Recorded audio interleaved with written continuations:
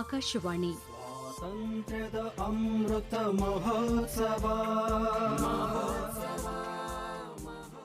ಅಮೃತ ಸ್ವಾತಂತ್ರ್ಯ.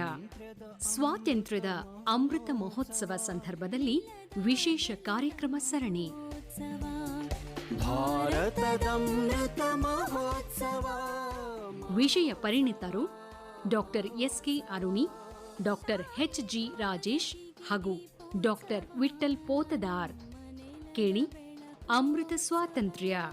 ತಾಯಿ ಭಾರತಿಗೆ ದೀಪೋತ್ಸವ, ನಮ್ಮ ನೆಲದ ಬೆಳಕೋತ್ಸವ, ಹೊಮ್ಮಿ ಚಿಮ್ಮಲಿ ಹರ್ಷೋತ್ಸವ, ತಿರಂಗ ಬಾವುಟದ ರಂಗೋತ್ಸವ. ಆತ್ಮೀಯ ಕೇಳುಗರೆ ನಮಸ್ಕಾರ.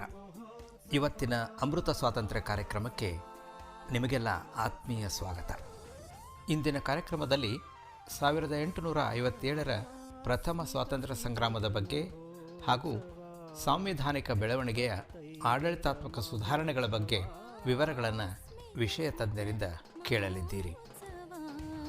75ರ ಮಹೋತ್ಸವ, ಮನೆ ಮನ ತುಂಬಲಿ ಭಾವೋತ್ಸವ, ಏಕತೆ ಉಸಿರಿನ ಪ್ರೇಮೋತ್ಸವ. 1857ರ ಪ್ರಥಮ ಸ್ವಾತಂತ್ರ್ಯ ಹೋರಾಟದ ಸಮಯದಲ್ಲಿ ದೇಶದ ಹಲವು ಭಾಗಗಳಲ್ಲಿ ಬ್ರಿಟಿಷರ ವಿರುದ್ಧ ಹೋರಾಟಗಳು ನಡೆದವು. ಭಾರತದಲ್ಲಿಯ ಅವರ ಆಡಳಿತದ ಬೇರುಗಳನ್ನೇ ಅಲ್ಲಾಡಿಸುವಂತಹ ಹೋರಾಟವದು. ಇತಿಹಾಸ ತಜ್ಞರಾದ ಡಾಕ್ಟರ್ ಎಸ್.ಕೆ. ಅರುಣಿಯವರು ಆ ವಿವರಗಳನ್ನು ಒದಗಿಸಿದ್ದಾರೆ. ಆ ವಿವರಗಳಿಗೆ ಧ್ವನಿರೂಪ ನೀಡಿದ್ದಾರೆ ಬಿ.ಕೆ. ಸುಮತಿ. ವ್ಯಾಪಾರದ ಸಲುವಾಗಿ ಭಾರತಕ್ಕೆ ಬಂದ ಐರೋಪ್ಯರಲ್ಲಿ ಇಂಗ್ಲಿಷರು ಉಳಿದ ಐರೋಪ್ಯರನ್ನು ಬಹುಬೇಗನೆ ಮೂಲೆಗುಂಪು ಮಾಡಿ ಭಾರತದ ವ್ಯಾಪಾರ, ಆಡಳಿತ, ರಾಜಕೀಯ ಮೊದಲಾದ ಕ್ಷೇತ್ರಗಳಲ್ಲಿ ಹಿಡಿತ ಸಾಧಿಸಿದರು. ಪರಸ್ಪರ ಅಸೂಯಾಪರರಾಗಿದ್ದ ಭಾರತೀಯ ರಾಜರು ಸುಲಭವಾಗಿ ಬ್ರಿಟಿಷರಿಗೆ ಬಲಿಯಾದರು. ಇದನ್ನರಿತ ಭಾರತೀಯರ ಒಗ್ಗಟ್ಟಿನ ಪ್ರತೀಕವೇ 1857ರ ಪ್ರಥಮ ಸ್ವಾತಂತ್ರ್ಯ ಸಂಗ್ರಾಮ.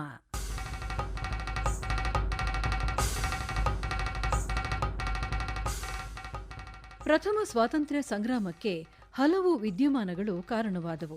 ಅವುಗಳಲ್ಲಿ ಮುಖ್ಯವಾಗಿ ಡಾಲ್ಹೌಸಿ ಜಾರಿಗೆ ತಂದ ದತ್ತು ಮಕ್ಕಳಿಗೆ ಉತ್ತರಾಧಿಕಾರತ್ವದ ಹಕ್ಕಿಲ್ಲ ಎಂಬ ನೀತಿಯೂ ಒಂದು.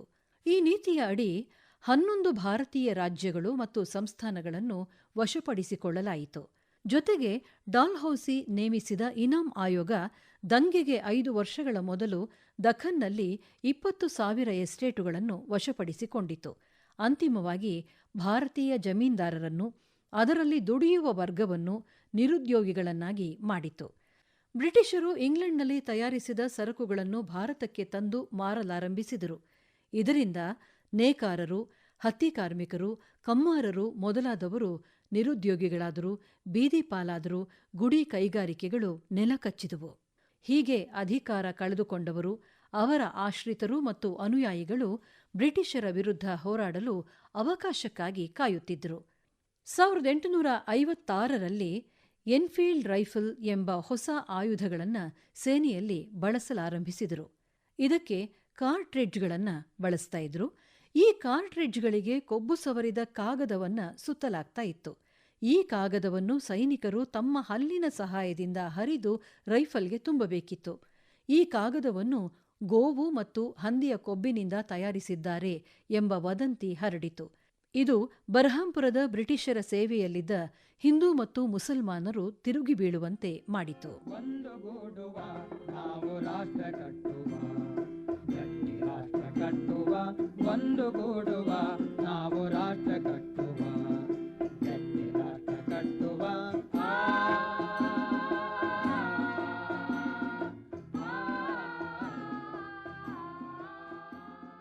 1857ರ ಮಾರ್ಚ್ 29ನೇ ತಾರೀಖು ಮಂಗಲ್ ಪಾಂಡೆ ಬ್ರಿಟಿಷ್ ಸಾರ್ಜೆಂಟ್ ಒಬ್ಬನ ಮೇಲೆ ಗುಂಡಿನ ದಾಳಿ ನಡೆಸಿ ಕೊಂದ. ಅಲ್ಲದೆ ಸಿಪಾಯಿಗಳು ದಂಗೆ ಏಳಲು ಪ್ರೇರೇಪಿಸಿದ.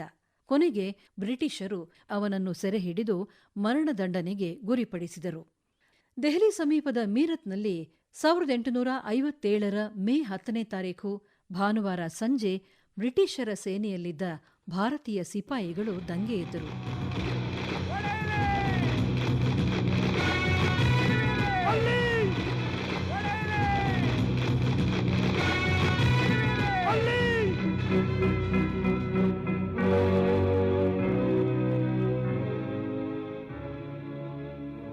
ಮೊದಲು ಸೆರೆಮನೆಗೆ ಮುತ್ತಿಗೆ ಹಾಕಿ ಬಂಧಿತ ಸಹೋದ್ಯೋಗಿಗಳನ್ನು ಬಿಡುಗಡೆಗೊಳಿಸಿದರು. ಅಂದು ರಾತ್ರಿ ಸಿಕ್ಕ ಇಂಗ್ಲಿಷರನ್ನು ಕೊಲ್ಲುತ್ತಾ ಮೀರತ್ನಿಂದ ಹೊರಟ ಸಿಪಾಯಿಗಳು ಮರುದಿನ ಮುಂಜಾನೆ ದೆಹಲಿ ತಲುಪಿದರು. ದೆಹಲಿಯು ಸಿಪಾಯಿಗಳ ವಶವಾಯಿತು. ಕೊನೆಯ ಮೊಘಲ್ ದೊರೆಯಾದ 2ನೇ ಬಹದ್ದೂರ್ ಶಾನನ್ನ ಭಾರತದ ಚಕ್ರವರ್ತಿ ಎಂದು ಘೋಷಿಸಿದರು. ಮೇ 11ನೇ ತಾರೀಖಿನಿಂದ ಸೆಪ್ಟೆಂಬರ್ 20ನೇ ತಾರೀಖಿನವರೆಗೆ ಸಿಪಾಯಿಗಳ ವಶದಲ್ಲಿದ್ದ ದೆಹಲಿ ಅನೇಕ ಘಟನೆಗಳಿಗೆ ಸಾಕ್ಷಿಯಾಯಿತು. ಅಂತಿಮವಾಗಿ ಜಾನ್ ನಿಕಲ್ಸನ್ ದೆಹಲಿಯನ್ನ ವಶಪಡಿಸಿಕೊಂಡ. ದೆಹಲಿಯು ಬ್ರಿಟಿಷರ ವಶವಾದ ನಂತರ ಬಂಡಾಯವು ದೇಶದ ಅನೇಕ ಕಡೆಗಳಲ್ಲಿ ಹರಡಿತು.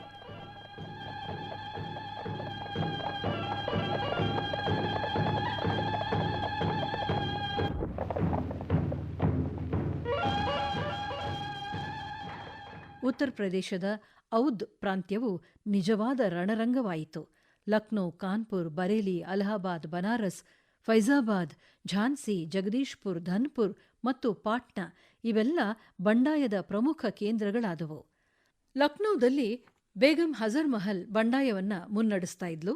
ತನ್ನ ಮಗ ಖಾದರ್ನನ್ನು ಔದ್ನ ನವಾಬ ಎಂದು ಘೋಷಿಸಿದಳು. ಬ್ರಿಟಿಷ್ ರೆಸಿಡೆಂಟ್ ಆಗಿದ್ದ ಹೆನ್ರಿ ಲಾರೆನ್ಸ್ನನ್ನ ಕೊಂದರು. ಬ್ರಿಟಿಷ್ ಅಧಿಕಾರಿಗಳು ಹ್ಯಾವ್ಲಾಕ್ ಮತ್ತು ಔಟ್ರಾಮ್ ಕೂಡ ಇವರ ವಿರುದ್ಧ ಸೋತರು. ಕೊನೆಗೆ ಶರಣಾಗತಿ ನಿರಾಕರಿಸಿದ ಬೇಗಂ ನೇಪಾಳಕ್ಕೆ ಪಲಾಯನಗೈದಳು. ಕಾನ್ಪುರ್ನಲ್ಲಿ ಬಂಡಾಯದ ನೇತೃತ್ವವನ್ನ ನಾನಾ ಸಾಹೇಬ್ ವಹಿಸಿದ್ದ.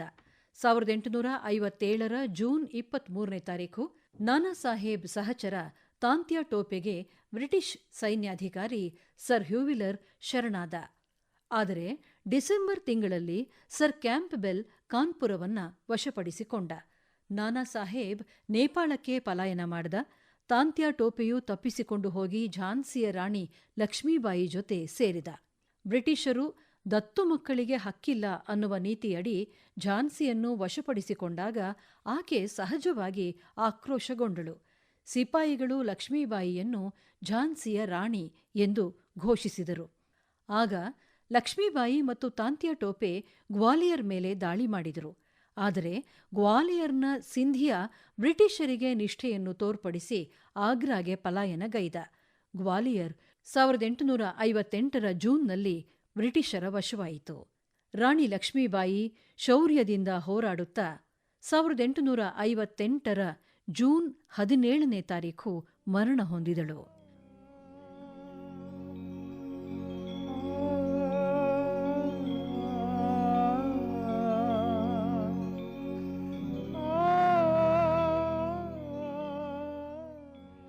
ತಾಂತ್ಯಾ ಟೋಪೆ ಬ್ರಿಟಿಷರ ಕೈಗೆ ಸಿಗದೆ ಹೋರಾಟವನ್ನು ಮುಂದುವರೆಸಿದ. ಅಂತಿಮವಾಗಿ 1859 ಏಪ್ರಿಲ್ನಲ್ಲಿ ಮಾನ್ ಸಿಂಗ್ ಅನ್ನುವ ವ್ಯಕ್ತಿ ಅವನನ್ನ ಬ್ರಿಟಿಷರಿಗೆ ಹಿಡಿದುಕೊಟ್ಟ. ವಿಚಾರಣೆ ನಡೆಸಿ ತಾಂತ್ಯಾನನ್ನು ಗಲ್ಲಿಗೇರಿಸಿದರು. ಜಗದೀಶ್ಪುರದ ಬಂಡಾಯವನ್ನು ಜಮೀನ್ದಾರನಾದ ಕುವರ್ ಸಿಂಗ್ ಮುನ್ನಡೆಸಿದ. ಇವನ ಭೂಮಿಯನ್ನು ಬ್ರಿಟಿಷರು ಕಿತ್ತುಕೊಂಡಿದ್ದೇ ಈ ಬಂಡಾಯಕ್ಕೆ ಕಾರಣವಾಗಿತ್ತು. ಇವನು ಅರ್ರಾ ಎಂಬಲ್ಲಿ ಬ್ರಿಟಿಷ್ ಸೇನೆಯನ್ನು ಸೋಲಿಸಿದ. 1858 ಏಪ್ರಿಲ್ 27ನೇ ತಾರೀಖು ಇವನು ಮರಣ ಹೊಂದಿದ. ಇವಲ್ಲದೆ ಇನ್ನೂ ಅನೇಕ ಸ್ಥಳಗಳಲ್ಲಿ ಬ್ರಿಟಿಷ್ ವಿರೋಧಿ ಬಂಡಾಯಗಳು ಏರ್ಪಟ್ಟವು. ಬರೇಲಿಯಲ್ಲಿ ಖಾನ್ ಬಹದ್ದೂರ್ ಖಾನ್, ಫೈಜಾಬಾದ್ನಲ್ಲಿ ಮೌಲ್ವಿ ಅಹಮದುಲ್ಲಾ ಮತ್ತು ಪಾಟ್ನಾದಲ್ಲಿ ಮೌಲ್ವಿ ಪೀರ್ ಅಲಿ ಇವುಗಳನ್ನು ಮುನ್ನಡೆಸಿದರು. ಭಾರತದ ಬಹುತೇಕ ಪ್ರದೇಶಗಳಲ್ಲಿ ಕಾಣಿಸಿಕೊಂಡ ಪ್ರಥಮ ಸ್ವಾತಂತ್ರ್ಯ ಸಂಗ್ರಾಮವನ್ನು 1858 ಕೊನೆಯ ಹೊತ್ತಿಗೆ ಸಂಪೂರ್ಣವಾಗಿ ನಿಯಂತ್ರಣಕ್ಕೆ ತರುವಲ್ಲಿ ಬ್ರಿಟಿಷರು ಯಶಸ್ವಿಯಾದರು. ಒಟ್ಟಾರೆ ಭಾರತೀಯರ ದೃಷ್ಟಿಯಿಂದ ಪ್ರಥಮ ಸ್ವಾತಂತ್ರ್ಯ ಸಂಗ್ರಾಮ ಒಂದು ಮಹತ್ವಪೂರ್ಣ ಘಟನೆಯಾಗಿದೆ. ಈ ಸಂಗ್ರಾಮದಲ್ಲಿ ಪಾಲ್ಗೊಂಡ ನಾಯಕರು ನಂತರದ ದಿನಗಳಲ್ಲಿ ಭಾರತದ ಸ್ವಾತಂತ್ರ್ಯ ಹೋರಾಟದ ಸ್ಫೂರ್ತಿಯೂ ಪ್ರೇರಣೆಯೂ ಆದರು. ಒಟ್ಟುಗೂಡಿ ಹುಟ್ಟು ಹಾಕಿ ನಾಡ ಹಡಗ ನಡೆಸುವ, ಬಿಟ್ಟರಾಗಿ ದೂರ ಹೋಗಿ ನಮ್ಮ ಧ್ವಜವ ಮೆರೆಸುವ. ಒಟ್ಟುಗೂಡಿ ಹುಟ್ಟು ಹಾಕಿ ನಾಡ ಹಡಗ ನಡೆಸುವ, ಬಿಟ್ಟರಾಗಿ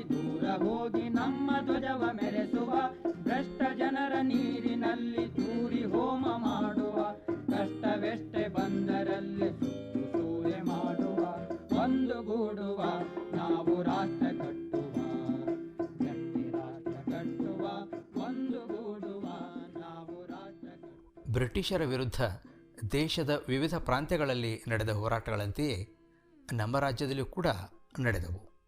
ನಮ್ಮ ರಾಜ್ಯದಲ್ಲಿ ಅಂತಹ ಹೋರಾಟಗಳು ಎಲ್ಲಿ ನಡೆದವು, ಯಾರು ನಡೆಸಿದರು, ವಿವರಗಳನ್ನು ಒದಗಿಸಿದ್ದಾರೆ ಪ್ರಾಧ್ಯಾಪಕರಾದ ಡಾಕ್ಟರ್ ಎಚ್.ಜಿ. ರಾಜೇಶ್ ಅವರು.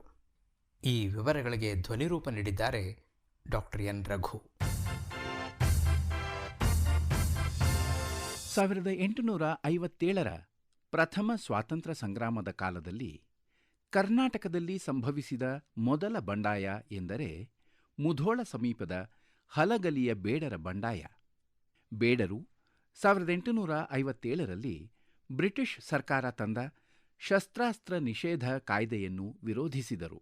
ಸುತ್ತಮುತ್ತಲಿನ ಜನರು ಶಸ್ತ್ರಾಸ್ತ್ರಗಳನ್ನು ಸರ್ಕಾರಕ್ಕೆ ಒಪ್ಪಿಸಿದರೂ ಹಲಗಲಿಯ ಬೇಡರು ಮಾತ್ರ ಒಪ್ಪಿಸಲಿಲ್ಲ. ಬ್ರಿಟಿಷ್ ಅಧಿಕಾರಿ ಮ್ಯಾಲ್ಕಮ್ ಬೇಡರನ್ನು ಮಣಿಸಲು ಸೆಟನ್ಕರ್ ನೇತೃತ್ವದಲ್ಲಿ ಅಶ್ವದಳವನ್ನು ಕಳುಹಿಸಿದ. ಆಗ ಬೇಡರು ಮರಾಠ ಸೈನಿಕ ಬಾಬಾಜಿ ನಿಂಬಾಳ್ಕರ್ ಎಂಬುವವನ ಪ್ರೋತ್ಸಾಹದಿಂದ ಜಡಗ್ಯಾ ಮತ್ತು ಬಾಳ್ಯಾ ಅವರ ನೇತೃತ್ವದಲ್ಲಿ ಸಂಘಟಿತರಾದರು.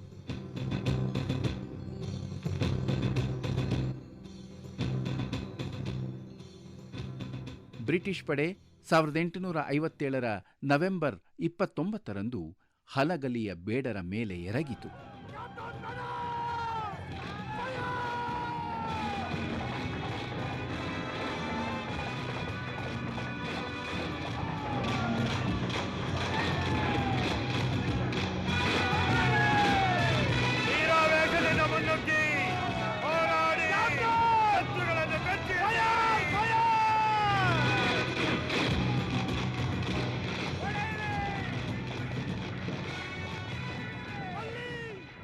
ಬೇಡರು ತೀವ್ರವಾಗಿ ಪ್ರತಿಭಟಿಸಿದರೂ ಬ್ರಿಟಿಷ್ ಸೇನೆಯ ಮುಂದೆ ನಿಲ್ಲದಾದರು.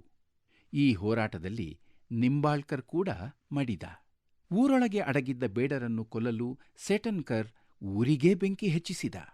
290 ಮಂದಿ ಬೇಡರು ಬ್ರಿಟಿಷರ ಬಂಧಿಗಳಾದರು. ಇವರಲ್ಲಿ ಜಡಗ್ಯಾ ಮತ್ತು ಬಾಳ್ಯಾ ಸೇರಿದಂತೆ 19 ಜನರನ್ನು ಮುಧೋಳದ ಸಂತೆ ಬೀದಿಯಲ್ಲಿ 1858ರ ಜನವರಿ 11ರಂದು ಬಹಿರಂಗವಾಗಿ ನೇಣಿಗೇರಿಸಿದರು.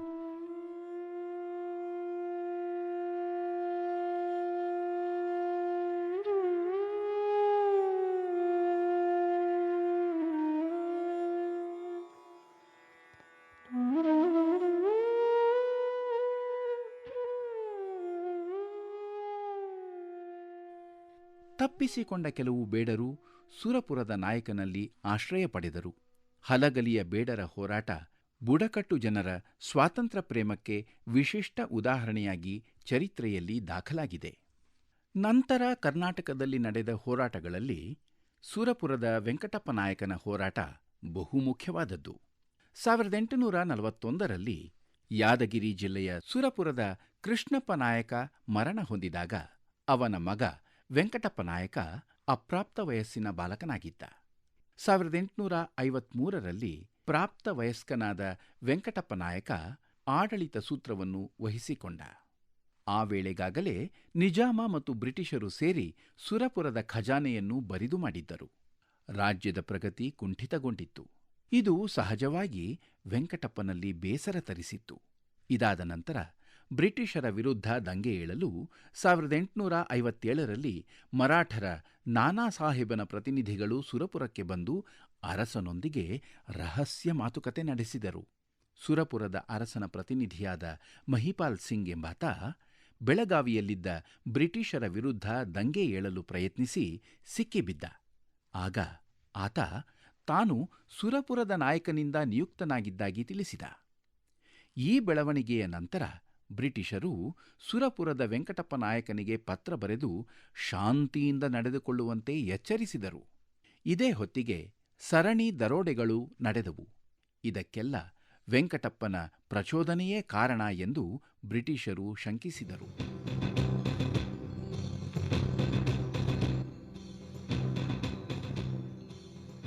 ಮಳಖೇಡದ ಜಮೀನ್ದಾರ ಹಾಗೂ ಜಂಬಗಿಯ ದೇಶಮುಖರೂ ವೆಂಕಟಪ್ಪನ ನೆರವಿಗೆ ನಿಂತರು. ನೆರೆಹೊರೆಯ ಪಾಳೆಯ ಪಟ್ಟುಗಳನ್ನು ಸಂಘಟಿಸಿ ಬಂಡಾಯ ಹೂಡಿದರೆ ಬ್ರಿಟಿಷರನ್ನು ಹಿಮ್ಮೆಟ್ಟಿಸಬಹುದು ಎಂದು ನಾನಾ ಸಾಹೇಬ ಪ್ರಚೋದಿಸಿದ. ವೆಂಕಟಪ್ಪ ಬ್ರಿಟಿಷರ ವಿರುದ್ಧದ ಹೋರಾಟಕ್ಕೆ ಸಿದ್ಧತೆ ನಡೆಸಿದ. ಬೇಡರು ವೆಂಕಟಪ್ಪ ನಾಯಕನಿಗೆ ಸರ್ವಸ್ವವನ್ನೂ ಅರ್ಪಿಸಲು ಸಿದ್ಧರಾದರು. ಅದೇ ರೀತಿ ಮುಂಡರಗಿಯ ಭೀಮರಾವ್, ನರಗುಂದದ ಬಾಬಾ ಸಾಹೇಬರು ಕೂಡ ಸಹಾಯಕ್ಕೆ ನಿಂತರು. ವೆಂಕಟಪ್ಪ ನಾಯಕನ ಸಿದ್ಧತೆಯನ್ನು ಅರಿತ ಬ್ರಿಟಿಷರು ಫೆಬ್ರವರಿ 1858ರಲ್ಲಿ ಕ್ಯಾಪ್ಟನ್ ವಿಂಡ್ ಹ್ಯಾವರ್ ನೇತೃತ್ವದಲ್ಲಿ ಸುರಪುರದ ಮೇಲೆ ದಾಳಿ ಮಾಡಿದರು. ವೆಂಕಟಪ್ಪ ನಾಯಕನ ಆಪ್ತನಾದ ವಾಗಣಗೇರಿ ಭೀಮರಾಯನಿಗೆ ಆಮಿಷ ಒಡ್ಡಿ ಬ್ರಿಟಿಷರು ಕೋಟೆಯ ರಹಸ್ಯ ಮಾರ್ಗವನ್ನು ತಿಳಿದುಕೊಂಡರು.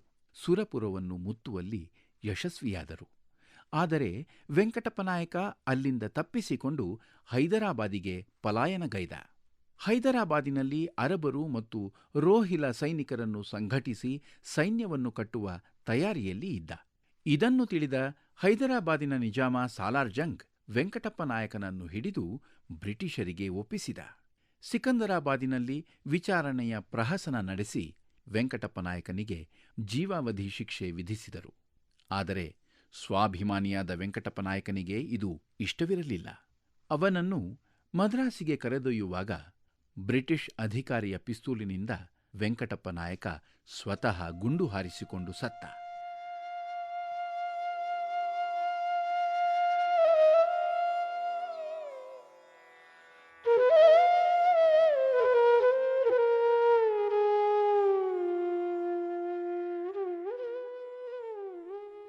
ಆಗಿನ್ನೂ ಆತನಿಗೆ ಕೇವಲ 24ರ ತಾರುಣ್ಯ.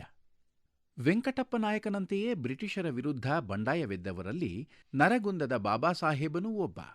ಗದಗ ಜಿಲ್ಲೆಯ ನರಗುಂದದ ಬಾಬಾ ಸಾಹೇಬ ಎಂದೇ ಪ್ರಸಿದ್ಧನಾದ ಭಾಸ್ಕರರಾವ್ ಭಾವೆ ಬ್ರಿಟಿಷರ ವಿರುದ್ಧ ಬಂಡಾಯವೆದ್ದ. 1846ರಲ್ಲಿ ದತ್ತು ಪಡೆಯಲು ಬ್ರಿಟಿಷರು ಅನುಮತಿ ನಿರಾಕರಿಸಿದ್ದೇ ಈ ಬಂಡಾಯಕ್ಕೆ ಮುಖ್ಯ ಕಾರಣವಾಗಿತ್ತು. 1857ರಲ್ಲಿ ಶಸ್ತ್ರಾಸ್ತ್ರ ಕಾಯ್ದೆಯ ಅನ್ವಯ ಅವನ ಬಳಿ ಇದ್ದ ಶಸ್ತ್ರಾಸ್ತ್ರಗಳನ್ನೆಲ್ಲ ತಮಗೆ ಒಪ್ಪಿಸಬೇಕು ಎಂದು ಬ್ರಿಟಿಷರು ಹೇಳಿದರು. ಬಾಬಾ ಸಾಹೇಬ ಕಾನ್ಪುರದ ನಾನಾ ಸಾಹೇಬ, ಮುಂಡರಗಿ ಭೀಮರಾವ್ ಮತ್ತು ಸೊರಟೂರು, ಹೆಮ್ಮಿಗೆ, ಡಂಬಳ ಮುಂತಾದ ಸ್ಥಳೀಯ ದೇಸಾಯಿಗಳ ಬೆಂಬಲ ಹೊಂದಿದ್ದ.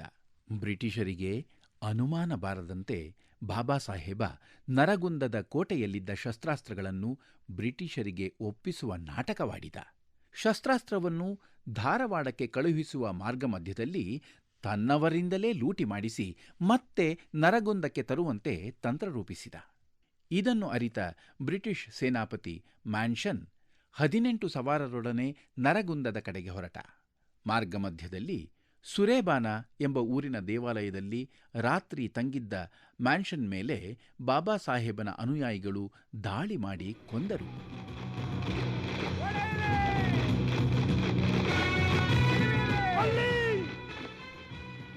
ಈ ಘಟನೆಯಿಂದ ಕುಪಿತಗೊಂಡ ಬ್ರಿಟಿಷರು ಅಂತಿಮವಾಗಿ ಲೆಸ್ಪರ್ ಮತ್ತು ಮ್ಯಾಲ್ಕಮ್ ನೇತೃತ್ವದಲ್ಲಿ ಸೇನೆಯನ್ನು ಕಳುಹಿಸಿದರು. ಜೂನ್ 1ರಂದು ನರಗುಂದದ ಕೋಟೆಗೆ ಸೇನೆ ಮುತ್ತಿಗೆ ಹಾಕಿತು. ಅಲ್ಲಿಂದ ತಪ್ಪಿಸಿಕೊಂಡ ಬಾಬಾ ಸಾಹೇಬನನ್ನು ನಂತರ ಬಂಧಿಸಿ 1858ರ ಜೂನ್ 12ರಂದು ಬೆಳಗಾವಿಯಲ್ಲಿ ಗಲ್ಲಿಗೇರಿಸಿದರು. ವೆಂಕಟಪ್ಪ ನಾಯಕ ಮತ್ತು ಬಾಬಾ ಸಾಹೇಬರ ಸಾಲಿನಲ್ಲಿ ಕೇಳಿಬರುವ ಮತ್ತೊಬ್ಬ ನಾಯಕ ಎಂದರೆ ಮುಂಡರಗಿ ಭೀಮರಾವ್. ಗದಗ ಜಿಲ್ಲೆಯ ಮುಂಡರಗಿ ಭೀಮರಾವ್ ಇಂಗ್ಲಿಷ್ ಶಿಕ್ಷಣ ಪಡೆದಿದ್ದ. ಕೆಲಕಾಲ ಬಳ್ಳಾರಿ, ಹೂವಿನಹಡಗಲಿ, ಹರಪನಹಳ್ಳಿಗಳಲ್ಲಿ ಮಾಮಲೆದಾರನಾಗಿ ಕೆಲಸ ಮಾಡಿದ.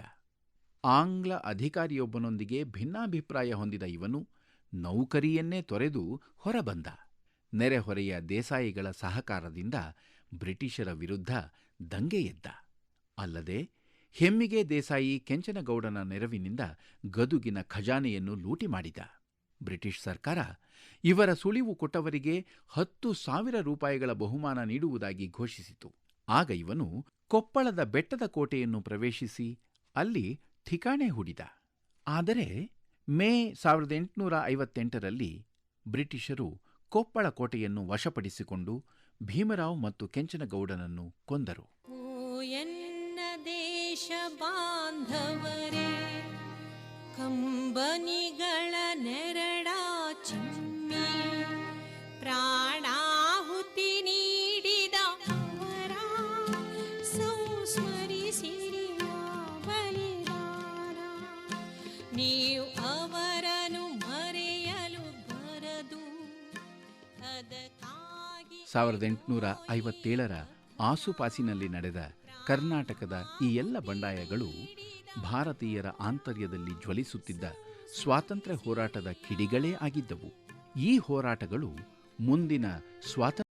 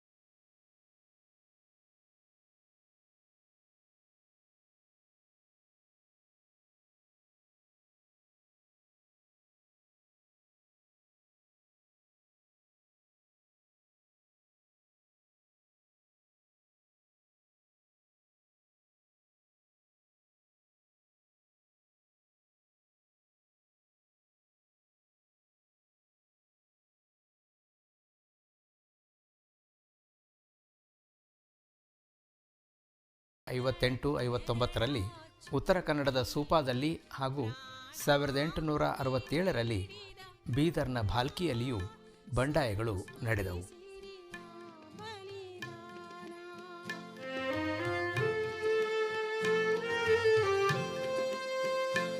ಇವ ಸಿಖ ಇವ ಜಾಟ ಮರಾಠ, ಇವ ಸಿಖ ಇವ ಜಾಟ ಮರಾಠ. ಕೇಳುಗರೆ, ಕಳೆದ ವಾರ ಸಾಂವಿಧಾನಿಕ ಬೆಳವಣಿಗೆಯ ಇತಿಹಾಸವನ್ನು ಕೇಳಿದಿರಿ. ಅದರ ಮುಂದುವರೆದ ಭಾಗದ ಚಿತ್ರಣವನ್ನು ನಿಮ್ಮ ಮುಂದೆ ಇಡಲಿದ್ದಾರೆ ಇತಿಹಾಸ ತಜ್ಞರಾದ ಡಾಕ್ಟರ್ ವಿಠ್ಠಲ್ ಪೋದ್ದಾರ್ ಅವರು. ಮತ್ತೊಂದು ಐತಿಹಾಸಿಕ ಮೈಲುಗಲ್ಲು 1909ರ ಮಿಂಟೋ ಮಾರ್ಲೆ ಸುಧಾರಣೆಗಳು. ಆದರೆ ಈ ಸುಧಾರಣೆಗಳು ಭಾರತೀಯರ ಆಕಾಂಕ್ಷೆಗಳಿಗೆ ಸ್ಪಂದಿಸಲಿಲ್ಲ. ಇದರಿಂದಾಗಿ 1919ರ ಮಾಂಟೆಗೋ ಚರ್ಮ್ಸ್ಫರ್ಡ್ ಸುಧಾರಣೆಗಳನ್ನು ತರಲು ಪ್ರಯತ್ನ ಮಾಡಿದ್ದನ್ನು ಕೂಡ ನಾವು ಕಾಣ್ತೇವೆ. ಭಾರತದ ಸಂವಿಧಾನಿಕ ಇತಿಹಾಸದಲ್ಲಿ 1919ರ ಭಾರತ ಸರ್ಕಾರದ ಕಾಯ್ದೆ, ಗೌರ್ಮೆಂಟ್ ಆಫ್ ಇಂಡಿಯಾ ಆ್ಯಕ್ಟ್ ಬಹಳ ಮಹತ್ವವಾದದ್ದು. ಈ ಕಾನೂನಿನ ಮೂಲಕ ಅನೇಕ ಮಹತ್ವದ ಆಡಳಿತಾತ್ಮಕ ಬದಲಾವಣೆಗಳನ್ನು ತರಲಾಯಿತು. ಈ ಕಾರಣದಿಂದಲೇ 1919ರಿಂದ 1935ರವರೆಗಿನ ಸಾಂವಿಧಾನಿಕ ಬದಲಾವಣೆಗಳು ಮತ್ತು ಬೆಳವಣಿಗೆಗಳು ಬಹಳ ಮಹತ್ವವಾದದ್ದನ್ನು ನಾವು ತಿಳಿದುಕೊಳ್ಳಬೇಕು. 1927ರಲ್ಲಿಯ ಸೈಮನ್ ಆಯೋಗ ಭಾರತದಲ್ಲಿಯ ಆಡಳಿತ ವ್ಯವಸ್ಥೆಯ ವಿಶ್ಲೇಷಣೆ ಮಾಡುವ ಒಂದು ಪ್ರಯತ್ನವನ್ನು ಮಾಡಿದರೂ ಕೂಡ ಎಂತಂದರೆ ಕಾಂಗ್ರೆಸ್ ಪಕ್ಷ ಮತ್ತು ಭಾರತದ ರಾಷ್ಟ್ರೀಯ ನಾಯಕರು ಸೈಮನ್ ಆಯೋಗದ ಸಲಹೆಗಳನ್ನು ಮತ್ತು ಆಯೋಗದ ಆಗಮನವನ್ನು ಬಹಿಷ್ಕರಿಸಿದ್ದನ್ನು ಕೂಡ ನಾವೆಂತಂದರೆ ಕಾಣ್ತಾ ಇದ್ದೀವಿ. ಮತ್ತಷ್ಟು ಹೆಚ್ಚಿನ ಸುಧಾರಣೆಗಳನ್ನು ತರುವ ಉದ್ದೇಶದಿಂದ 1930-31ರಲ್ಲಿ ಲಂಡನ್ನಲ್ಲಿ ದುಂಡು ಮೇಜಿನ ಪರಿಷತ್ ಸಭೆಗಳು ಕೂಡ ನಡೆದಿದ್ದನ್ನು ಕೂಡ ನಾವು ಕಾಣ್ತಾ ಇದ್ದೀವಿ. ಈ ಸಭೆಯಲ್ಲಿ ಅಖಿಲ ಭಾರತ ಮಟ್ಟದ ಆಡಳಿತ ಮತ್ತು ಸರ್ಕಾರವನ್ನು ನೀಡುವ ಕುರಿತಂತೆ ಬಹಳಷ್ಟು ಚರ್ಚೆಗಳು ಕೂಡ ನಡೆದಿದ್ದನ್ನು ನಾವು ಕಾಣ್ತಾ ಇದ್ವಿ. 1932ರಲ್ಲಿ ರ್ಯಾಮ್ಸೆ ಮ್ಯಾಕ್ಡೊನಲ್ ನೀಡಿದಂತಹ ಕೆಲವು ಸುಧಾರಣೆಗಳು ಕೂಡ ಎಂತಂದರೆ ಈ ದಿಸೆಯಲ್ಲಿ ನಾವು ಗುರುತಿಸಬಹುದು. 1932ರ ಮಹಾತ್ಮ ಗಾಂಧಿ ಮತ್ತು ಡಾಕ್ಟರ್ ಅಂಬೇಡ್ಕರ್ ಅವರ ನಡುವೆ ನಡೆದಂಥ ಐತಿಹಾಸಿಕ ಪೂನಾ ಒಪ್ಪಂದ ವಿಶೇಷವಾಗಿ ಹಿಂದುಳಿದ ವರ್ಗಗಳಿಗೆ ಆಡಳಿತದಲ್ಲಿ ಮತ್ತು ರಾಜಕೀಯ ವ್ಯವಸ್ಥೆಯಲ್ಲಿ ಪ್ರಾತಿನಿಧ್ಯವನ್ನು ದೊರಕಿಸಿಕೊಟ್ಟದ್ದನ್ನು ಕೂಡ ನಾವು ಕಾಣ್ತಾ ಇದ್ದೀವಿ. ಅದೇ ರೀತಿಯಾಗಿ 3ನೆಯ ದುಂಡು ಮೇಜಿನ ಪರಿಷತ್ತು ಕೂಡ ಏನಂತಂದರೆ ಬಹಳ ಮಹತ್ವವಾಗಿದ್ದು. ಮತ್ತೊಂದು ಮಹತ್ವದ ಐತಿಹಾಸಿಕ ಮೈಲುಗಲ್ಲು 1935ರ ಭಾರತ ಸರ್ಕಾರದ ಕಾಯ್ದೆ. ಈ ಕಾಯ್ದೆಯನ್ನು ವಿಶೇಷವಾಗಿ ಭಾರತದ ಸಂವಿಧಾನದ ರಚನೆಯ ಅಡಿಪಾಯ ಅಥವಾ ತಳಹದಿ ಅಂತ ಕೂಡ ಕರಿತಾ ಇದ್ದೀವಿ. ಈ ಕಾಯ್ದೆಯ ಮೂಲಕ ಭಾರತದ ಆಡಳಿತ ವ್ಯವಸ್ಥೆಯಲ್ಲಿ ಮಹತ್ವದ ವಿಶೇಷವಾಗಿ ಸಾಂವಿಧಾನಿಕ ಬೆಳವಣಿಗೆಗಳ ಪ್ರಕ್ರಿಯೆ ಪ್ರಾರಂಭವಾಯಿತು. ಆದರೆ ಭಾರತೀಯರಿಗೆ ಇಂಗ್ಲೆಂಡ್ ದೇಶದಲ್ಲಿ ರಚನೆಯಾದಂಥ ಕಾನೂನುಗಳು ಮತ್ತು ಕಾನೂನುಗಳ ರಚನೆಯಲ್ಲಿ ಭಾರತೀಯರ ಪ್ರಾತಿನಿಧ್ಯ ಕಡಿಮೆಯಾದ ಕಾರಣದಿಂದ ಆ ಕಾಲದ ರಾಷ್ಟ್ರ ನಾಯಕರು ವಿರೋಧವನ್ನು ವ್ಯಕ್ತ ಮಾಡಿದ್ದನ್ನು ನಾವು ಕಾಣ್ತಾ ಇದ್ದೀವಿ. ಇದಕ್ಕೆ ಸಂಬಂಧಿಸಿದಂತೆ 1942ರಲ್ಲಿ ಕ್ರಿಪ್ಸ್ ಸಂಧಾನದ ಮೂಲಕ ಬ್ರಿಟಿಷ್ ಸರ್ಕಾರ ಭಾರತೀಯ ರಾಷ್ಟ್ರ ನಾಯಕರಿಗೆ ಮನವಿ ಮಾಡಿಕೊಂಡದ್ದನ್ನು ಕೂಡ ನಾವೆಂತಂದರೆ ಕಾಣ್ತಾ ಇದ್ದೀವಿ. 1946ರ ಕ್ಯಾಬಿನೆಟ್ ಮಿಷನ್ ಸ್ಕೀಮ್ ಇದು ಕೂಡ ಬಹಳ ಮಹತ್ವವಾಗಿದ್ದು, ಇದರ ಮೂಲಕ ಭಾರತಕ್ಕೆ ತನ್ನದೇ ಆದಂತಹ ಸಂವಿಧಾನದ ರಚನೆ ಮತ್ತು ಸ್ವತಂತ್ರವಾದಂತಹ ರಾಜಕೀಯ ಅಧಿಕಾರವನ್ನು ಕೂಡ ಕೊಡಲು ನಿರ್ಧರಿಸಿದ್ದನ್ನು ಕೂಡ ನಾವೆಂತಂದರೆ ಕಾಣ್ತಾ ಇದ್ದೀವಿ. ಇದಕ್ಕೆ ಸಂಬಂಧಿಸಿದಂತೆ ಕಾನ್ಸ್ಟಿಟ್ಯೂಯೆಂಟ್ ಅಸೆಂಬ್ಲಿ ರಚನೆಯಾಗಿ ಭಾರತಕ್ಕೆ ಸ್ವಾತಂತ್ರ್ಯ ನೀಡುವ ಉದ್ದೇಶದಿಂದ ಬ್ರಿಟಿಷ್ ಸಂಸತ್ತು 18 ಜುಲೈ 1947ರಲ್ಲಿ ಭಾರತದ ಸ್ವಾತಂತ್ರ್ಯ ಕಾಯ್ದೆಯನ್ನು ಜಾರಿಗೊಳಿಸಿ ಅಂಗೀಕರಿಸಿದ್ದನ್ನು ಕೂಡ ನಾವು ಕಾಣ್ತೇವೆ. ಈ ಕಾನೂನಿನ ಅಡಿಯಲ್ಲಿ ಭಾರತ ಆಗಸ್ಟ್ 15, 1947ರಲ್ಲಿ ಸ್ವಾತಂತ್ರ್ಯವನ್ನು ಪಡೆದ ನಂತರದಲ್ಲಿ ನಮ್ಮದೇ ಆದಂತಹ ಹೊಸ ಸಂವಿಧಾನಕ್ಕೆ ಅಂತಿಮ ಸ್ವರೂಪವನ್ನು 26 ನವೆಂಬರ್ 1949ರಂದು ನೀಡಲಾಯಿತು. ಈ ರೀತಿಯಾಗಿ ಭಾರತದ ಸಂವಿಧಾನಿಕ ಇತಿಹಾಸವು ಅಂತಿಮ ಸ್ವರೂಪವನ್ನು ಪಡೆದುಕೊಂಡು ಜನವರಿ 26, 1950ರಂದು ಜಾರಿಗೆ ಬಂದ ನಂತರ ಭಾರತ ಗಣರಾಜ್ಯವಾಗಿ ಪರಿವರ್ತನೆಯಾಗಿದ್ದನ್ನು ಕೂಡ ನಾವೆಂದರೆ ಕಾಣ್ತಾ ಇದ್ದೇವೆ.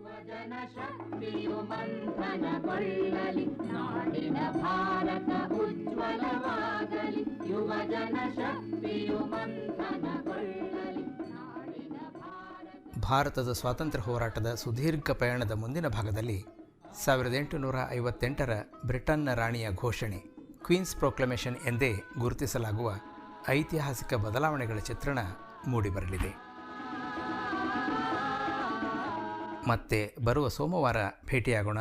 ನಮಸ್ಕಾರ. ಸ್ವಾತಂತ್ರ್ಯದ ಅಮೃತ ಮಹೋತ್ಸವ. ಸ್ವಾತಂತ್ರ್ಯದ ಅಮೃತ ಮಹೋತ್ಸವ ಸಂದರ್ಭದಲ್ಲಿ ವಿಶೇಷ ಕಾರ್ಯಕ್ರಮ ಅಮೃತ ಸ್ವಾತಂತ್ರ್ಯ ಕೇಳಿದಿರಿ. ಭಾರತದ ಅಮೃತ ಮಹೋತ್ಸವ ಮಹೋತ್ಸವ. ವಿಷಯ ಪರಿಣಿತರು doctor SK. Aruni, doctor ಎಚ್.ಜಿ. Rajesh ಹಾಗೂ ಡಾಕ್ಟರ್ ವಿಠ್ಠಲ್ ಪೋತದಾರ್. ತಾಯಿ ಭಾರತಿಗೆ ದೀಪೋತ್ಸವ ನಮ್ಮ ನೆಲದ ಬೆಳಕು. ಶೀರ್ಷಿಕೆ ಗೀತೆ ಡಾಕ್ಟರ್ ನಿರ್ಮಲಾ ಸಿ ಎಲಿಗಾರ್. ಶೀರ್ಷಿಕೆ ಸಂಗೀತ ಹಾಗೂ ಗಾಯನ ಪಂಡಿತ್ ಪ್ರವೀಣ್ ಗೋಡ್ಖಿಂಡೆ.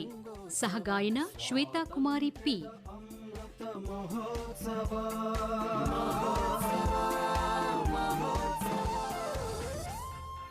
ಪರಿಕಲ್ಪನೆ ಹಾಗೂ ನಿರ್ಮಾಣ ಶಶಿಕಾಂತ್ ಎಂ ಮುಮಿಗಟ್ಟೆ.